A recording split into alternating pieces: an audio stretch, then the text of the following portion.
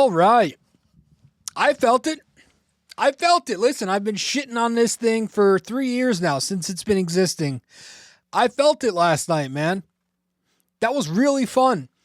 And I think every single Knicks fan on the planet, real Knick fan, fake Knick fan, longtime Knick fan, new Knick fan, should enjoy the shit out of this. I do. Crazy that I'm saying it, if you've listened to my takes on this NBA Cup, but wow, that was really fun. I got into the whole thing. The last couple of games, once they got to Vegas, it started to hit me. And listen, it's not Larry O'Brien. It's never going to be. But I do think this thing is going to start to get more and more respect as we go along here. And I think every single Knicks fan should enjoy what they saw last night. That was freaking awesome. What a game. What a tale of two halves. 2.5 quarters. Just totally, wow. That was so good for the NBA. And it was just so crazy to see not only the final score, which was 124-113 Knicks over the Spurs, but to see a graphic on the screen of my television last night that said 2026 NBA Cup champions. I saw champions next to the New York Knicks logo on my TV last night for the first time in my life. All right. And for the first time since the 70s, for those of you who were born to witness that. So enjoy this, man. Don't let anybody tell you anything else.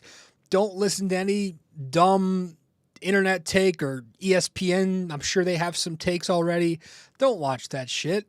Come here. Because the narratives are going to be hilarious. I'm sure the narratives are off the charts. I'm sure if the Knicks lost this NBA Cup, the narrative would have been LOL Knicks. They always find a way to lose in the end. They can't even beat the Spurs. Some stupid crap. But the Knicks win, and I'm sure, and I am certainly sure, there is a crowd out there that's going to say it doesn't count. It's the NBA Cup. It's a participation trophy. It's Mickey Mouse, all that shit. You got people triggered over the banner. They're hanging it. Are they not hanging it? Knicks decide not to hang it. But people always complain about NBA players not prioritizing the regular season, right? Now that they win the NBA Cup, it's like, oh, it's meaningless, though. It's crazy. Some of these narratives and these contradictions that are going around right now. We've just lost capability to enjoy things. I think it's such a toxic mentality to be like, if you don't win the finals, nothing else is good, nothing else matters. Obviously, as a fan, we think that way. But it's okay to enjoy things along the way. And I am a Knicks fan who has, I'm not going to lie to you, I haven't been watching this team since I was born. I'm 30 years old. I hopped on the insanity train. I was on vacation in upstate New York back in February of 2012. That's when I started watching. I was a Nets fan growing up as a kid. I'm in Jersey. I'm from Jersey. My dad took me some Nets games, okay? As a kid, I watched the Nets a lot. Then I went away from basketball for a long time. For about 10 years, I didn't watch basketball, didn't care for it. We go on vacation to upstate New York. The Knicks are on in a bar. We're in a restaurant at a pool table, and I'm just looking at it. Like, oh, this is fun. I didn't really know what I was watching. Started watching it, kept watching it. Fell in love with Carmelo Anthony.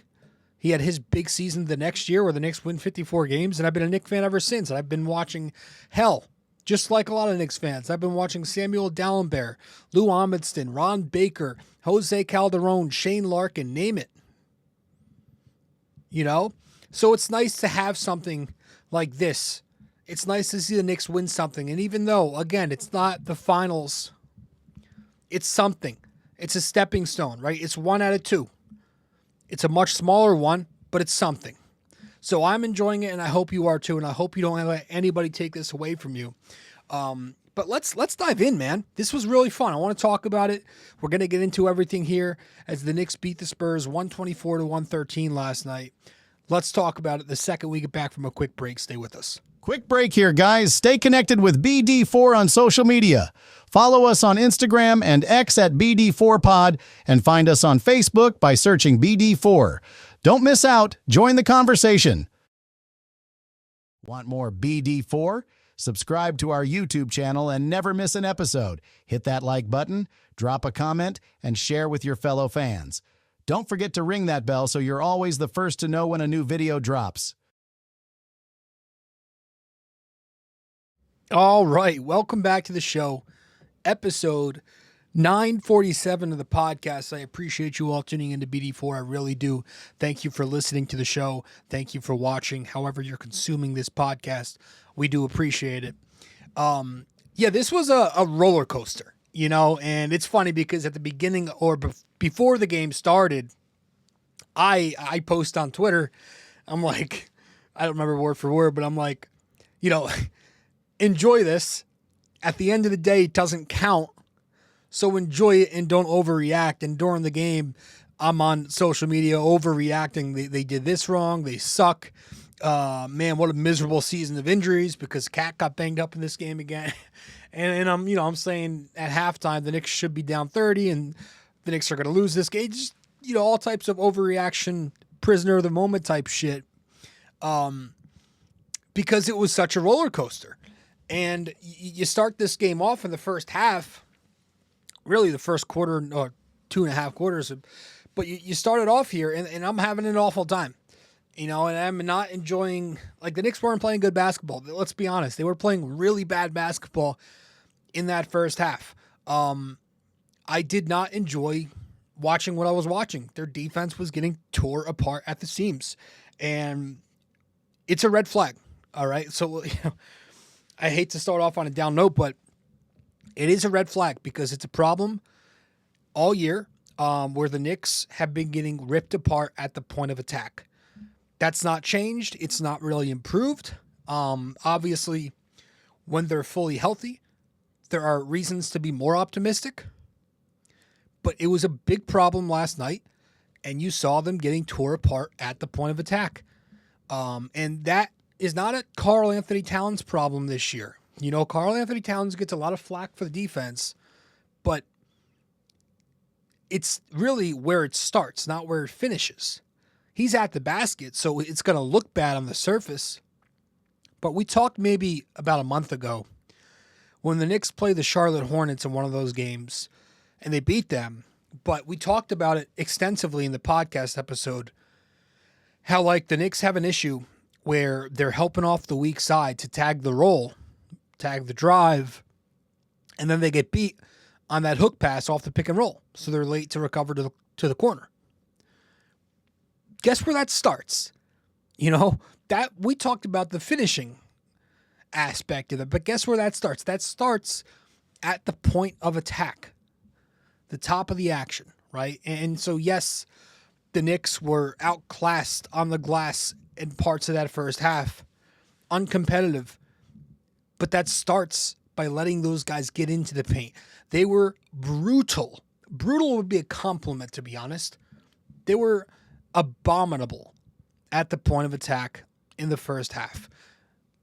They were just continuously letting San Antonio's guards into the paint. And it was so clear, again, that the Knicks missed Deuce McBride so much because he is their best screen navigator. And Mikal Bridges is probably one of their worst, which is crazy because back in his, athletic peak, Mikal was really good navigating ball screens and just defending at the point of attack. But the Spurs were spamming pick and roll on him. He was getting abused with their physicality and their quickness. Castle, Harper, Fox, every time attacking those Mikal Bridges pick and rolls. And again, they would get into the paint and they would often make Karl Anthony Towns look bad because it forced him to rotate help since the first line of defense couldn't get the job done. Mitch has to rotate help and contest. Now he's leaving the glass open for Luke Cornett to do what he was doing. And it was just really ugly, and it's a problem that needs to be fixed, and I'm not sure it's a thing that can be fixed with the personnel they have. I think the Knicks need another wing. I don't think they need to be looking at guards like Alvarado. I think a wing is a must. But they were getting killed that way. And They started targeting Jalen Brunson some too. And the problem is when Jalen Brunson starts to get targeted, you try to hide him. And how do you hide Jalen Brunson? You put him on the corner on a low usage guy. But if you try hiding Brunson as weak side low man, now he's got to tag somebody like Wemby. And if Brunson's going to tag Wemby, they'll hit the corner and now the corner man's open, So if you hide Brunson, you're not really hiding him because you're exploiting him somewhere else. So it's hard to really find that without being fully healthy. And again, that's an issue that the Knicks have to be fully healthy to get a competent defense. And so they were getting ripped apart. Mike Brown made an adjustment. He tried going to a zone in the top of the second quarter. And as expected, that zone yielded a bunch of open corners. He tried going to Ariel Hukporti in the second quarter, who I thought gave them a good minute, whatever it was. He went to Cat at the 4, right? Running those double big lineups out there. And then you started seeing Mike Brown go to his 3 guard lineups.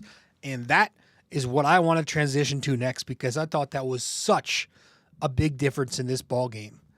Let's talk about it the second we return from a break real quick here on episode 947 of BD4. Love BD4 but don't have the time to sit down and watch? Don't forget to subscribe on Apple Podcasts and Spotify so you never miss an episode.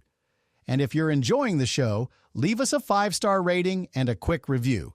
It helps us grow and keeps the conversation going. Okay, welcome back to the show.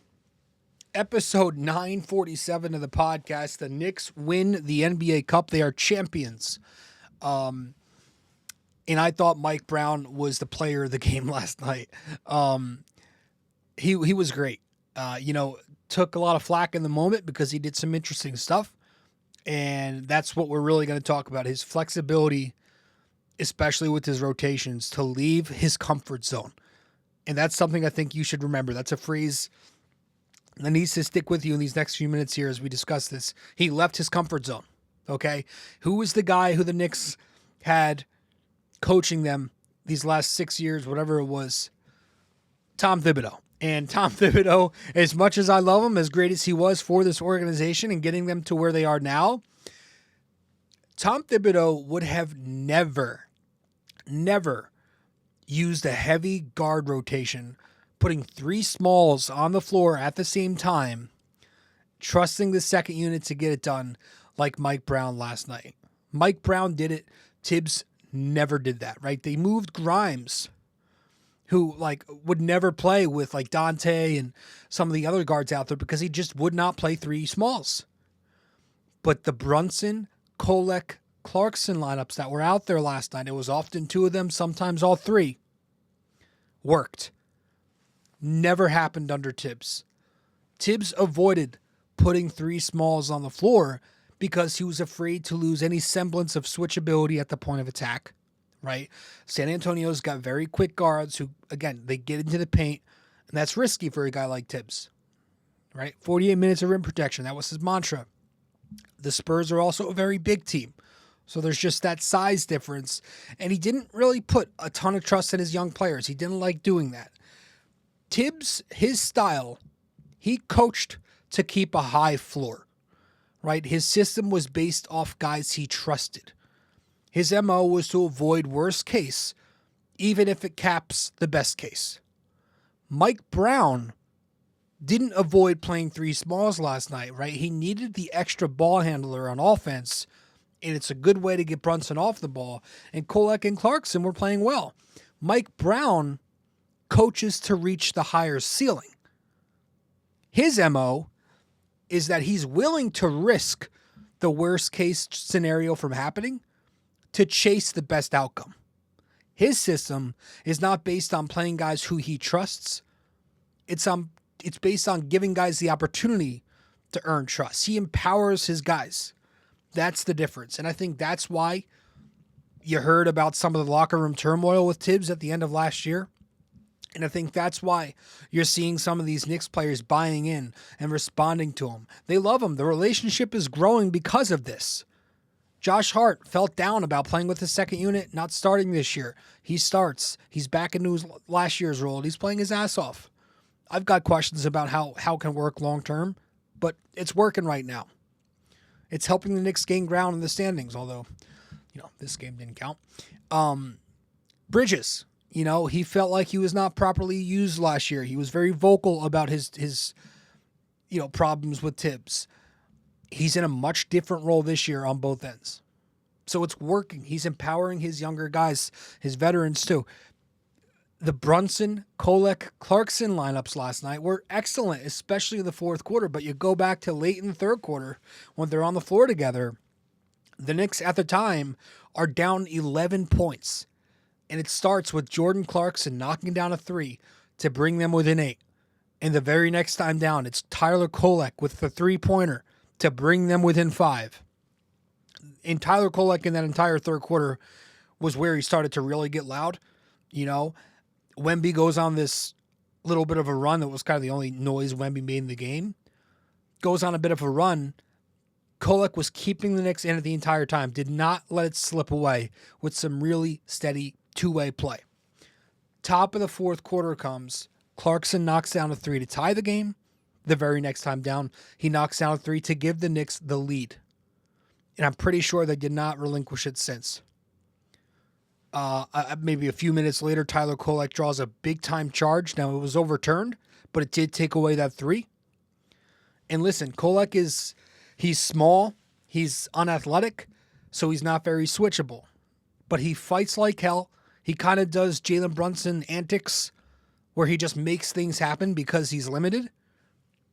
Later in the fourth quarter, he makes a great cut and he finishes at the basket off of an excellent dime from Jalen Brunson and put the Knicks up 6. Brunson didn't have a great scoring night. I thought he passed the ball well. The Spurs eventually knock down a 3. They come within 3, but then Clarkson, with a big time overlooked sequence where he makes a hedge and recovers. It's a hedge and recover back to the roll, gets the steal when the guard passes to the roll, knocks a floater in the middle of the lane down to put the Knicks up 5, and then I think the next time down gets a rear contest block at the basket. It was just super impressive to see Clarkson do something like that.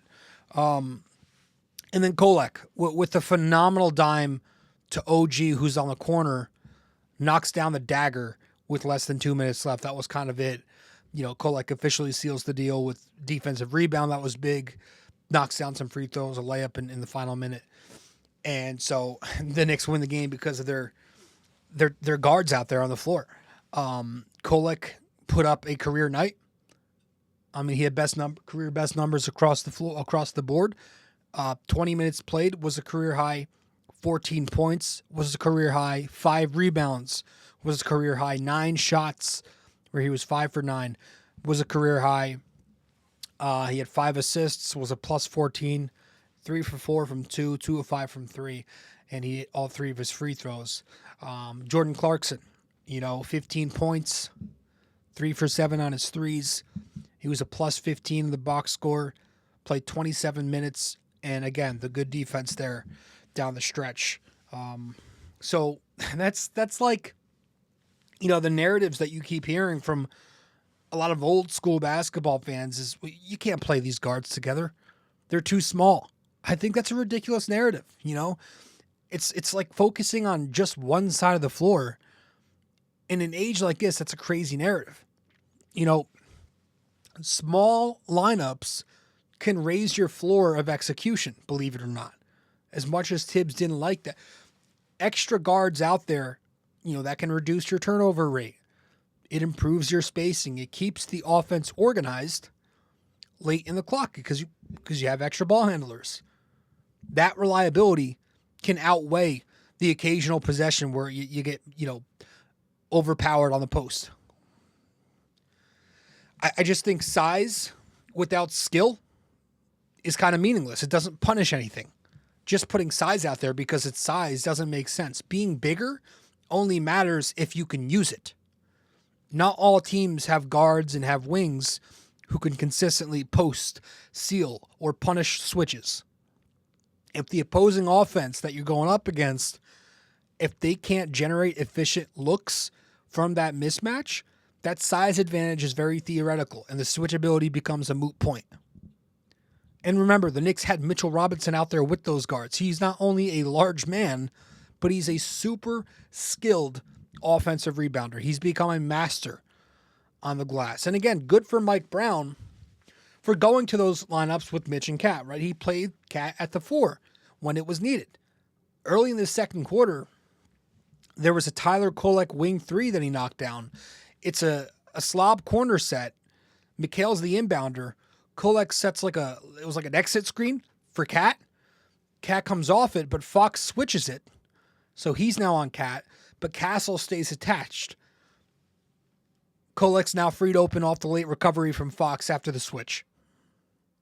And I thought that was a really good point by, there was a good point I saw on Twitter by Shaq's NBA, who broke that specific play down, just talking about how because both bigs were on the floor, the Knicks were able to create that look. With Mitch also on the floor in that play, they could have used him for a pin down on that De'Aaron Fox closeout, which would have freed up Tyler Kolek even more. But the idea of how playing Towns at the 4 can work is using those guys, both of those guys, him and Mitch, in action. When they're both in action, you get good offense out of it because of their screening and because of Cat's ability to shoot, forcing the switch. A few episodes ago, we talked about how using Mitch and Cat in action together really opens up options for Cat. How there was a game where the Knicks ran it like 2 or 3 times down the stretch. It was this action where Mikal Bridges would set a flex screen along the baseline. Cat's on the corner and Mitch is on the wing up top setting a pin down. Cat had the option to use the flex or come off the pin and get downhill. You know, things like that can really help this Knick offense when both of those guys are out there on the floor. But you know what? I had such a difficult time deciding between who I wanted to hand the game ball to, between Mitchell Robinson or Tyler Kolek. And I'm gonna give it to Mitchell Robinson because I've given it to him less this year. It was literally just a flip of a coin because they were both outstanding. And even though this game doesn't count, he gets a game ball from the second unit. He puts up 4 points, but he has 15 rebounds, 10 offensive rebounds, a steal, 2 blocks, +9, 18 minutes played. So he had 10 offensive boards in 18 minutes. The defense has been better lately. That's good. Got off to a bit of a slow start on that end, but he was excellent in the fourth quarter. You know, a big part of the Knicks' fourth quarter dominance on the glass, where they were 23-6, by the way, was Mitchell Robinson. You know, and if you go, I think it was New York Basketball on Twitter, if you follow them at NBA_New York, Mitch had 5 offensive rebounds in 93 seconds during the fourth, and he finished the fourth quarter with 8 rebounds. Wemby had 0 in the fourth. The Spurs as a team had, again, 6 in the fourth. Amazing offensive rebounds, kicking it back out to Clarkson, some of the other Knick guards, just creating those second chances. And he's gotten much better at, when he grabs that offensive rebound, of going to the perimeter with it instead of going back up and, you know, drawing a foul, which you don't want, or just missing in traffic. But he was so good last night that he helped contain Wemby, right? I mean, Victor Wembanyama had to focus in and face guard Mitchell Robinson at times, which let him off the glass in that second half so much. So again, it was great to see Brown mix in those Mitch and Cat lineups and give a different dynamic. But if you go to the starting lineup, I'm going to hand the game ball from the first unit to OG Anunoby. I don't really think anybody else should get it over him. He was outstanding, man. 28 points, 9 rebounds, 3 assists, a blocked shot, 10 for 17 from the floor, 5 for 10 from 3, 5 for 7 from 2. He was a +7 in 40 minutes played. Kept the New York Knicks in this whole game with in the first half, he kept them in it with some super tough shot making, right?